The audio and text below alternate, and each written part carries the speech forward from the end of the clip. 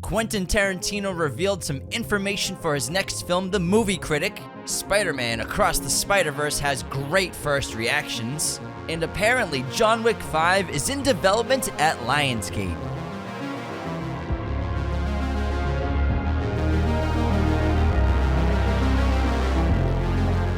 Hello, movie friends. Welcome to Raiders of the Lost Podcast, the ultimate film and TV podcast. It is our 101st episode of Movie News, Woo! Where we go through all of the industry news so you don't have to.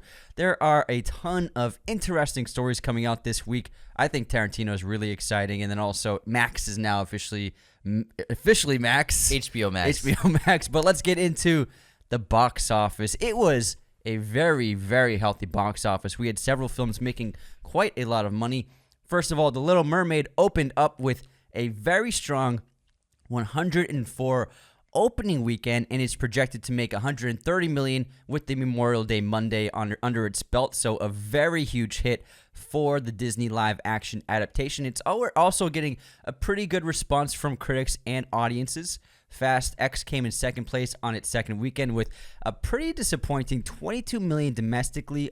It has just surpassed $100 million domestic, so it's at $112 domestic, closing in on $400 international. Kind of an underperformer here in the States and Canada, I would say. Usually they pull a bill. Yeah. Close to it. In third place, Guardians of the Galaxy in its fourth weekend with a very steady $20 million. It has now passed $300 million domestically and is performing very well overseas. Super Mario Brothers is still chugging along with a respectable $6 million in its eighth weekend. Something like that. It is now closing in on $1.3 billion globally. What a fucking banger. And it has now reached $560 million domestically for its box office run. It does not look like it's slowing down. It's been making $6 to $8 million every weekend the last few weeks, so I think it's still going to keep putting those numbers up. So I believe it has a chance at $600 million domestic, which is a huge number to hit. That's massive. That's like Top Gun Maverick numbers, Avatar numbers, and this means they better make a goddamn Zelda movie. Like, why not? Live action, too. Next up, Bert Kreischer. Kreischer. I would say his Kreischer. name wrong.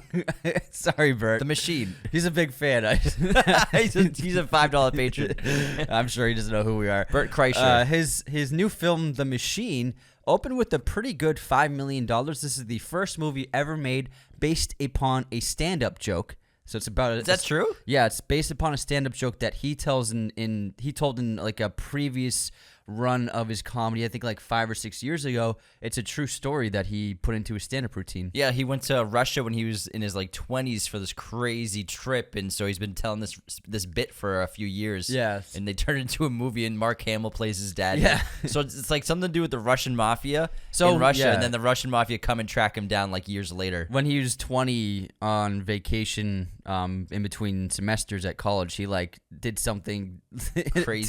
terrible to Russian guys, and then 20 years later they're trying to get back at him, and apparently it really happened. Next up, Well, not the Russians coming after him. Yeah. Or maybe it did. I think it might have, yeah. Next up, another comedian has another movie based upon his life, Sebastian Maniscalco. I think it's odd that these movies came out the same weekend. Well, this one's not. I don't think it's just like based the relationship between him and his father. Yeah, but still, two comedians, Yeah. kind of autobiographical films. Kinda. I feel like they should have come out different weekends because they are overlapping with audiences, I would say. Good point. So Sebastian's film came out with a $5 million opening.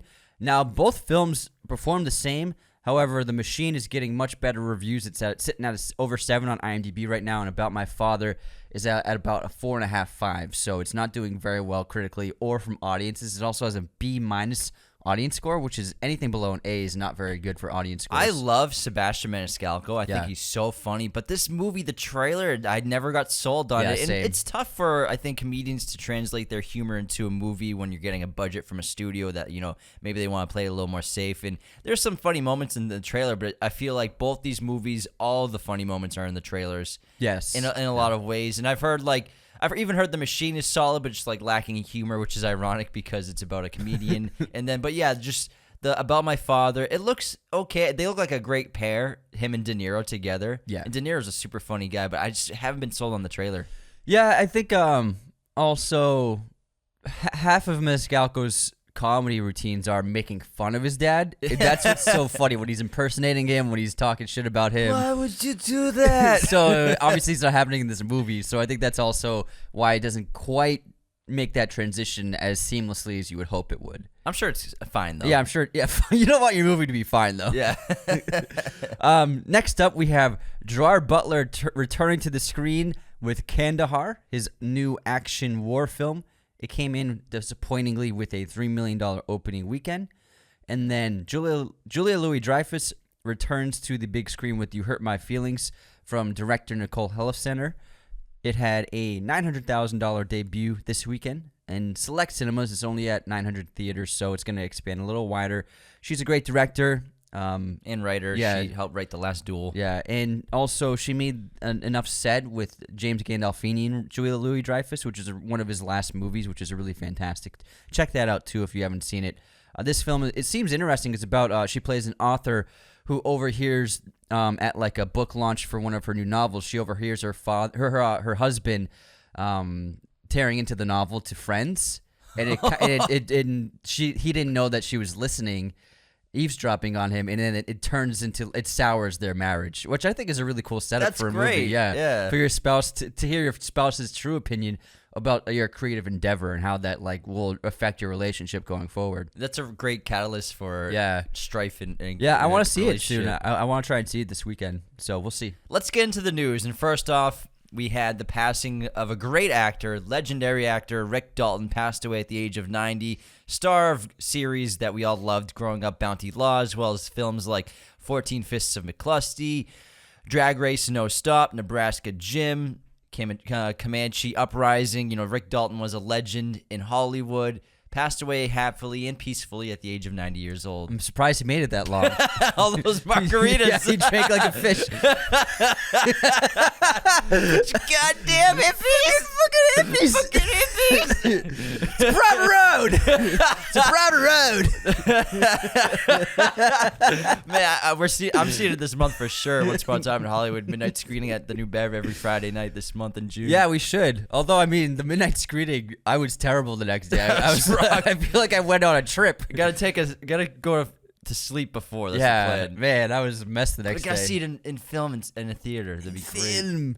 You know, it's only playing at midnight? Yeah, so every Friday night at midnight. Well, that's the way his theater, the New Beverly in Hollywood, works, is every Friday night at midnight he plays one of his movies all month, depending on the month. That's really cool. What a like cool we saw in dude. Glorious Bastards last month. Speaking of Quentin Tarantino, he has released some more details on his upcoming film, The Movie Critic.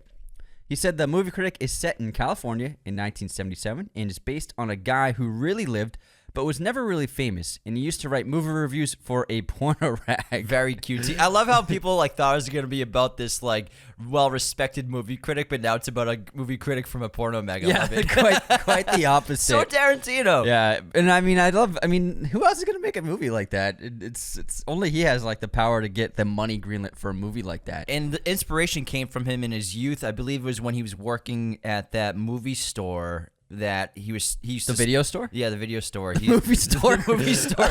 Just buying what the movies. fuck is a movie store? Just buying movies. Just buying movies, you know. At the video store that he used to work at, the rental place. Where we get it. He would stock the magazines in a shelf, and he said that a lot of the porno magazines, they would have articles still, but very vulgar. But then there was one porno mag specifically that he said had a great movie section and movie review section. So he was inspired by that to like come up with this idea and this script. And he's looking for an actor in his mid-30s, about like 35 years old, to star in this movie. And he said he already has somebody in mind. So we'll see. And I have no idea when he's gonna film it. Who knows? Maybe he said next year. Film it next year? Yeah. All right, that's pretty cool. Yeah. So maybe 2025 release. They're going to start pre-production in the winter. Wow, he's already going to end that career like that because, well, for film. He wants to do miniseries. He wants to do theater. He wants to try to adapt a couple of his movies into plays. And then also, he's going to be writing a ton of novels. So I look forward to reading his novels. Yeah, there's a lot of back and forth right now about him leaving filmmaking for being a director. And I think it's his decision. He can do whatever he wants. He's one of the best of all time, and I respect him for wanting to go out, like he says, when he's on top, when he's still got his full control over his storytelling.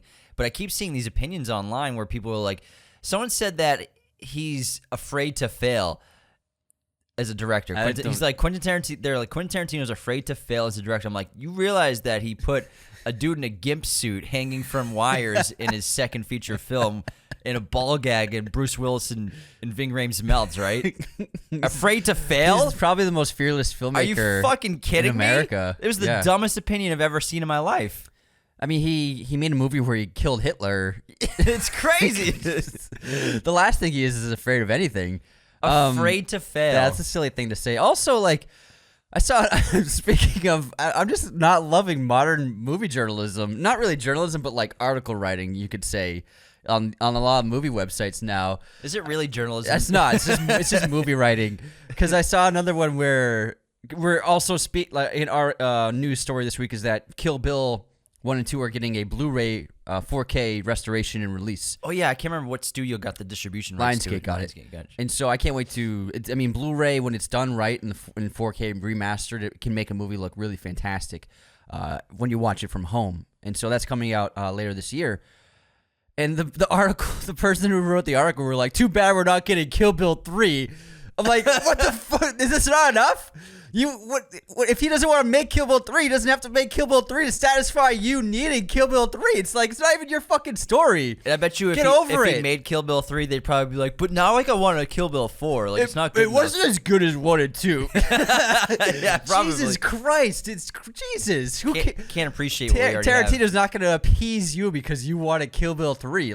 It's okay to let stories end. People are obsessed with new, I think. Too many people are obsessed with new. It's just that we need the next. Well, speaking of, I mean, John Wick 4 is another news story this week. Where John Wick 5 is another news story this week. Where Lionsgate just announced that they are committed to making a John Wick 5 after Ballerina. It's already in development. Yeah, it's in development, and they said that what is official is, as you know, Ballerina is the first spin-off that comes out next year. We're in development on 3 others, including 5.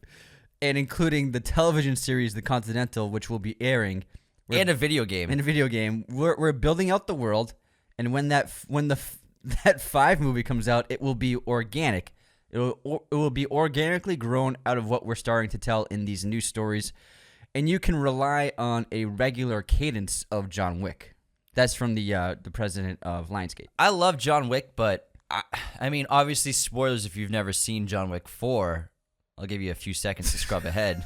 The movie ended perfectly. Yeah. His story got out. He died. He passed away. He got his freedom. He got his freedom for his friends. And he got out of the game officially. And he did it on his terms. And I don't believe in just resurrecting somebody from the dead just to get another movie out of it. I think that you got to let a good thing end sometimes. Yeah. And you're already making so many projects out of this one verse now. That just let John Wick rest in peace. Yeah, we don't need another one. I don't need it. I was really satisfied after John Wick 4, and I don't see the need for another John Wick movie with Keanu Reeves. It's a perfect ending. I mean, it's he died. Just let him die. Are we really gonna have him be in his 80s in John Wick 16? Yeah. Is that what people want? Thinking I'm back. But I mean, it is true. I mean, I remember when the film came out and we were making content about it and looking in the comments, and people were like, I want to see another one. I can't wait to see him back, and hopefully they make another. It's like the movie had just come out and people were already asking for a 5th one.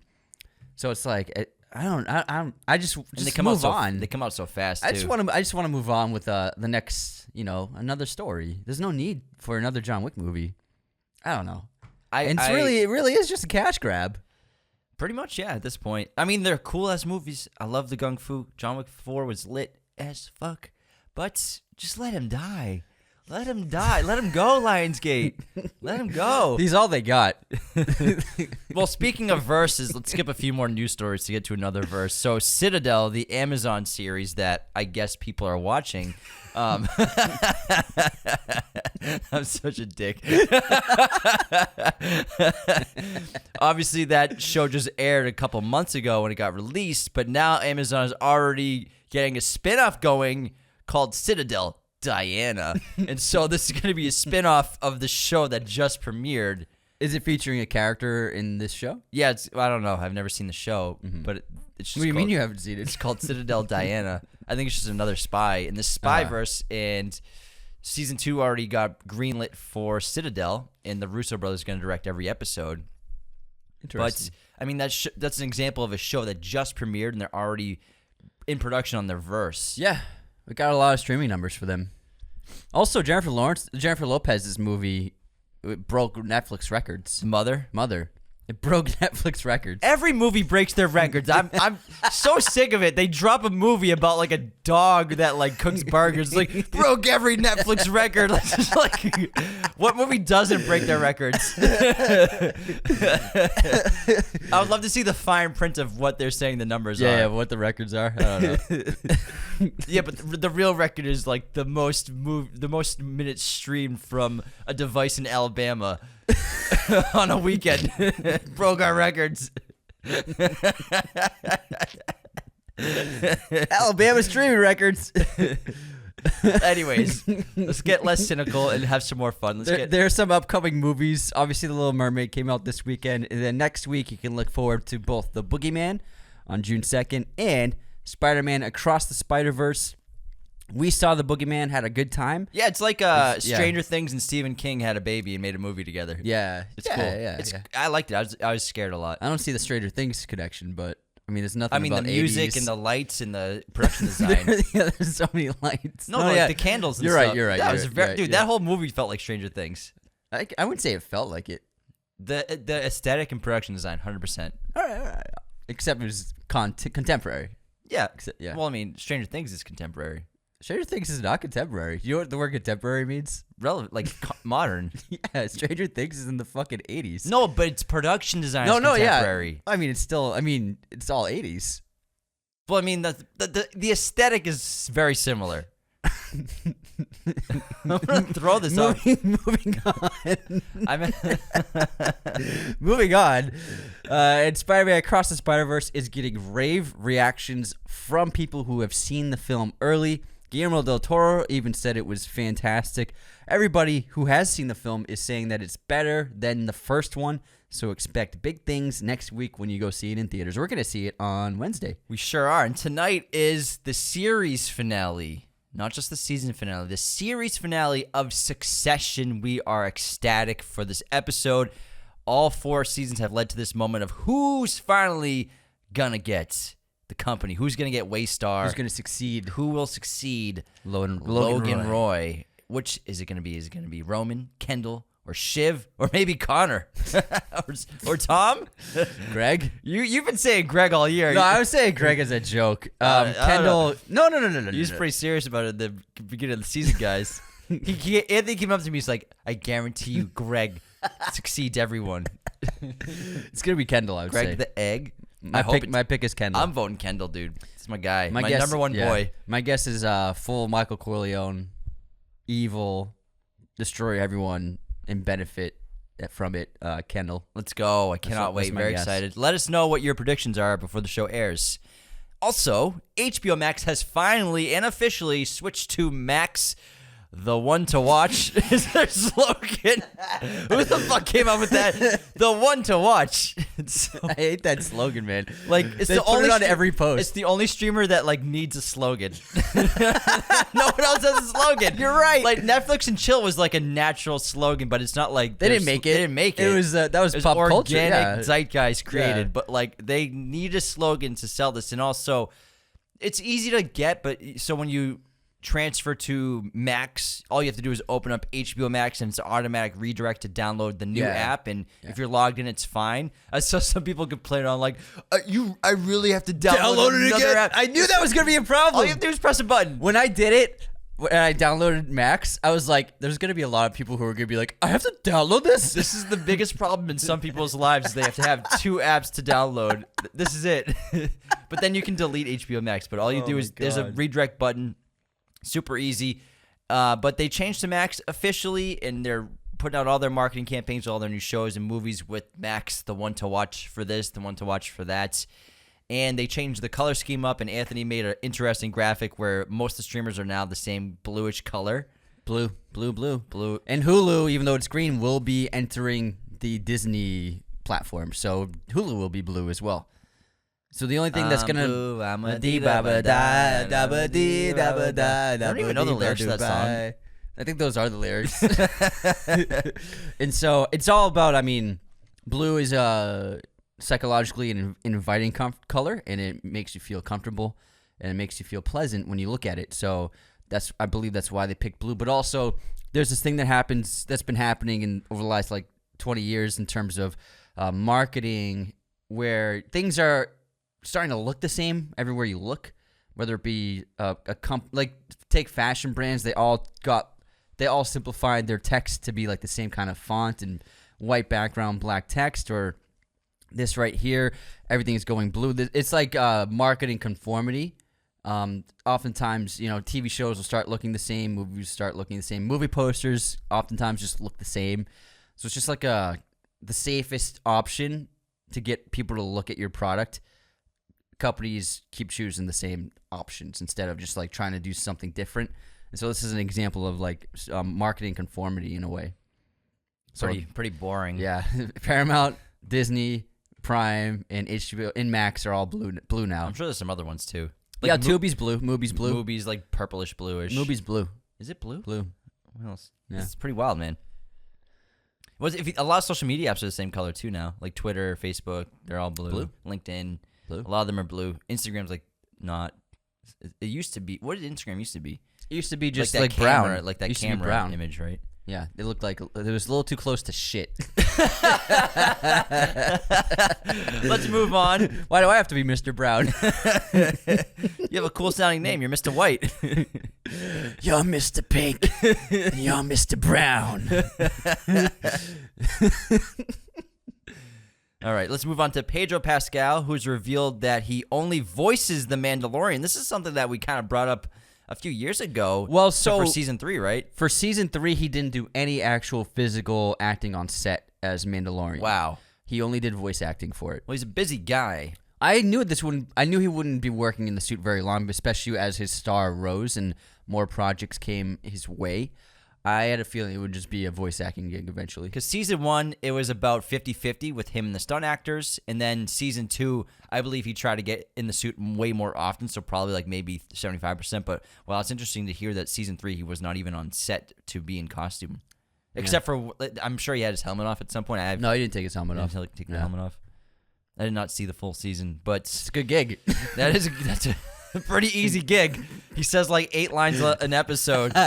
Damn, Pedro. I saw people defending him online. First of all, I'm like, whatever, man, get your money. Defending him in terms of what?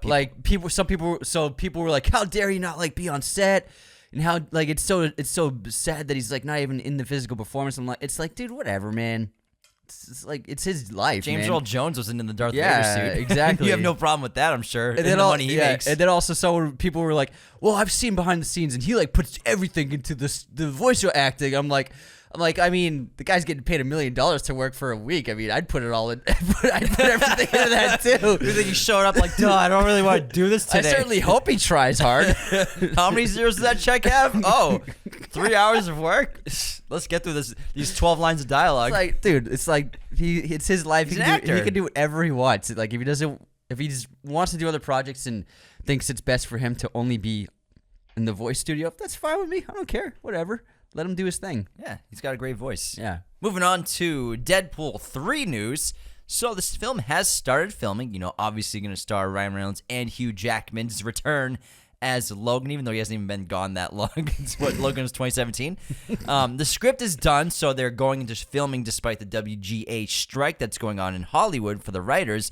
But apparently Ryan Reynolds cannot improvise lines on set legally because that would classify him as a writer, because he's also a writer big time. But that's a big part of his comedy and humor for a lot of his films, as well as many comedic actors, is improvising on set, letting their natural chops flow out into dialogue. So I'm sure it will not really deter the filming too much, but I'm sure it will take away some of that magic comedy, some of the juice. He definitely infuses into all of his films. Yeah, I don't think it's a terrible thing, but also one of his strengths is his improvisation, and actors like that, they can really flourish and really, pop on screen when they're in the moment and performing. So I suppose it will definitely take away from, the complete potential of the comedy of the movie, but I'm sure it's already written for the most part. And if you look at the other Deadpool movies, I'm sure the vast majority of it was already on the page, But I'm sure there's plenty that was really funny that he came up with on the spot. Yeah, and just to stay on MCU in terms of the writer's strike, Thunderbolt's production has halted on the film because of the WGA, as well as their TV show, not Echo, not Secret Invasion, but Wonder Man has halted production. Who the hell is Wonder Man? He's a wonderful man. Wonder Man. Come on, Anthony. You don't know who Wonder Man is? Never heard of that before. Oh, man, that's interesting. Like, how many are there? How many superheroes are there? Or Wonder Mans? Wonder Man. Wonder Man. He's just a guy. He's a wonderful guy. He's really nice to talk to.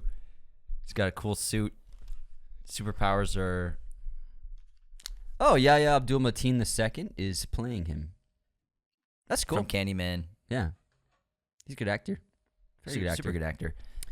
You would like him. He's got a sleeveless shirt. Wonder Man? Yeah. Gotta get the guns out, kid. No, Yahya Abdul-Mateen only wears sleeveless shirts. But also speaking of Deadpool 3, she's not confirmed, but Halle Berry posted a photo on Instagram, and she's got white hair again. Oh, so maybe a storm. White highlighted hair. Like not she's had like blonde light hair for a while, but her hair right now in her most recent Instagram post is literally just it's white. That'd be pretty cool to get the X-Men going. Why not? Because I don't know what their delay has been.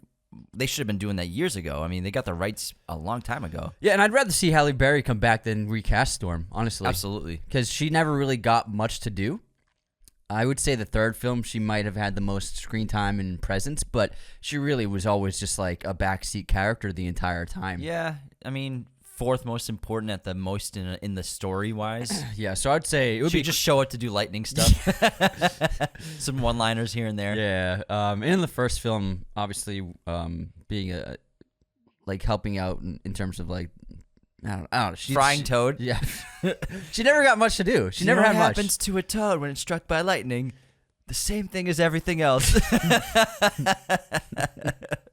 But I would like to see her return and have definitely more impact on the story. So I think there's a lot of potential, and she could appear more. That'd be cool, or maybe it's just a cameo. We'll find out. Let's get into some more movie news. So Will Ferrell is in talks to play John Madden in a biopic from David O. Russell about the NFL legend star, as well as the Madden video games creation back in the 90s.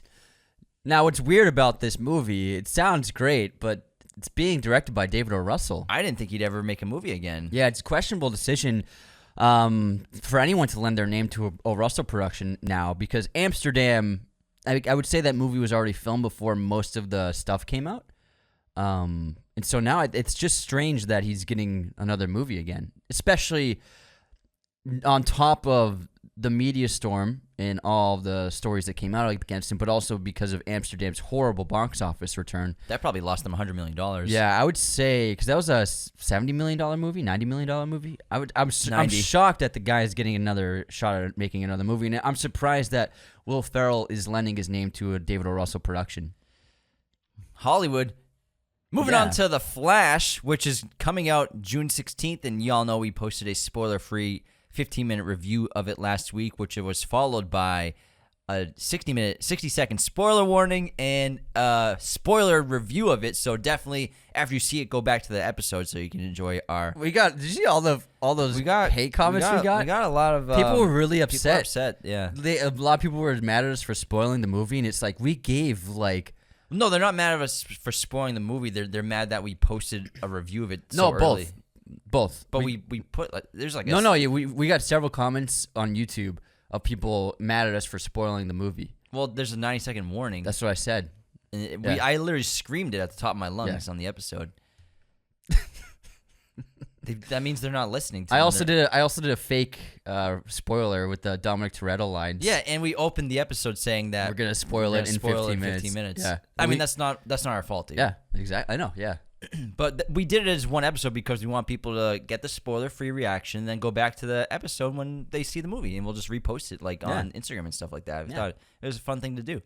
But I guess people did not like it. Sorry. You gotta hold their hands when they're listening to a podcast. But speaking of spoilers, there are Flash spoilers floating around publicly on the internet without spoiler warnings like we gave. So be Yeah. careful when you're cruising the internet about The Flash. There's some things that I'm surprised that even Warner Brothers is spoiling about their own movie. And then movie websites, I mean, the article headline's thumbnail, it'll have the spoiler. And I'm like, what you guys, are that, like, you're going to spoil the movie with the thumbnail? Just want some clicks, man. Damn, that's crazy. Anything for the clicks. Yeah, for the clicks. Speaking of upcoming films, Barbie just released its final full trailer, and we got a great, fun, exciting new look at what this tale is going to be like.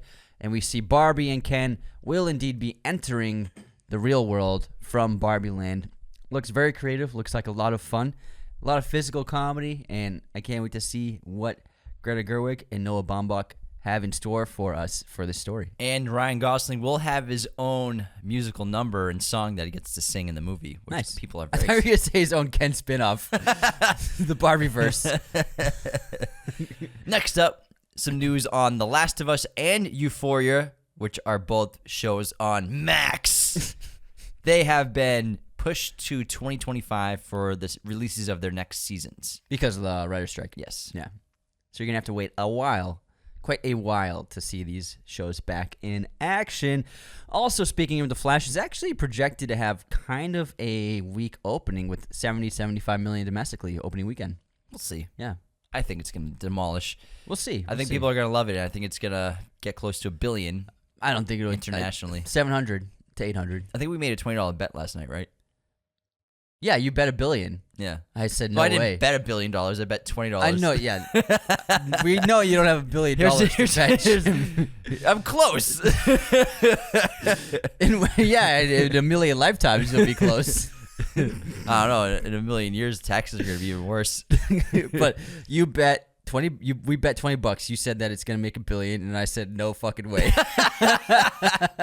So I can't wait for my $20 in a couple of months. I often lose our movie bets. Often lose them. You should just learn to not bet against me. Anyways, I'm pretty good with projections. I'm pretty good with box office projections. You're pretty good. Yeah. Actually, very good with it. You've had some misses here and there. Like what? Like I can't. I don't know. I don't want to go back. Wow, to there's specifics. so many misses. I feel embarrassed to have that many misses. You thought Top Gun would top out at $200 million. Did not say that at all. You're like, I don't know anyone who wants to see this movie. So you're gonna have to lie to prove your point. Is what you're saying. You're just coming up with fake news. I'm just stalling to get to our last bit of news for Movie News 101. Project Hail Mary. Now, Andy. Oh, I said John Wick 4 was gonna make $500 million, and you laughed at me. You laughed at me. You said there's no fucking way. That's a lie. That's a lie. That's a lie.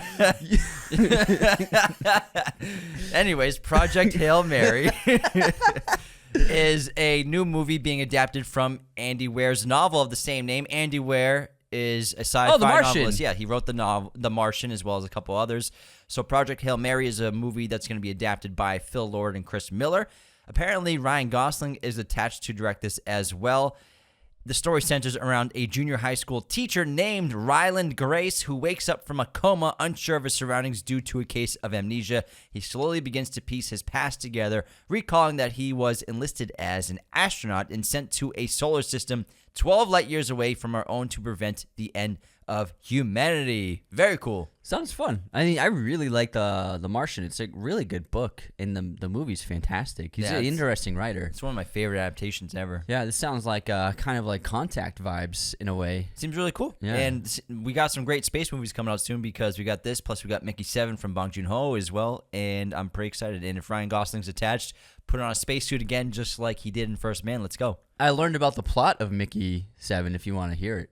I loosely know the plot, just like a quick synopsis. What do you know? I know that stars an astronaut who's in cryosleep for several years, right? No. Wrong. What's it about? You don't know anything. You know nothing, James Deveney.